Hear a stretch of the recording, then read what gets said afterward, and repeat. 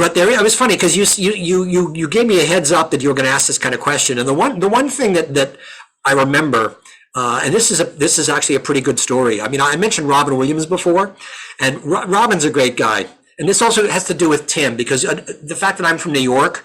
And so is Tim Robbins. You get a certain credibility, and so is Paul Guilfoyle. Like if you're New York actors, you know that like I can talk to you. Okay, so Robin I met years ago when he was going to Juilliard because one of his classmates was Mandy Patinkin, and Mandy and my brother Ted were roommates. They had an apartment together. So I mean Mandy like came in one day and goes, God, there's this guy in my class. He's so funny. He's just like and he never goes to class. He just goes in the bathroom like.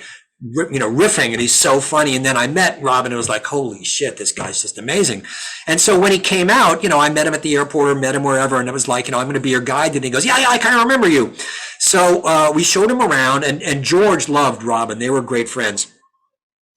So there was one night on the set where it was a really stormy night in San Francisco. And, when it gets rainy and stormy in the Bay Area, it's really rainy and stormy too.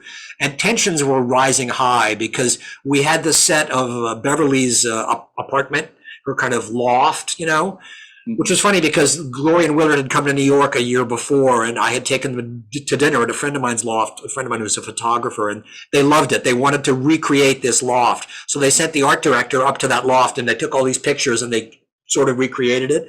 So anyway, we're up in the set of this loft, and the trouble was the rain was so loud that the sound crew was picking it up. So we were losing a lot of time, and Willard was getting really hot under the collar, okay? And so, like I said before, we all the duck people had these earwigs, and we could talk to each other. I had a little microphone, I've got pictures of that too.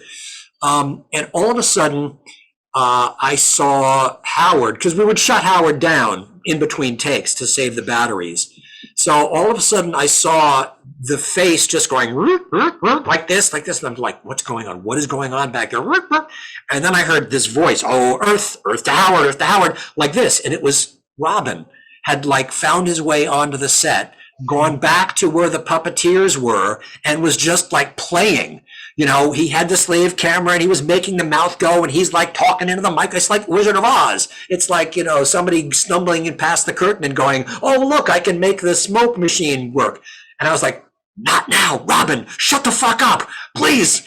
We're having a meltdown here. No, not now, because he would drop by. But that was just one of those like, holy shit, if we survive this, we're going to get stripes on our sleeve or something, so.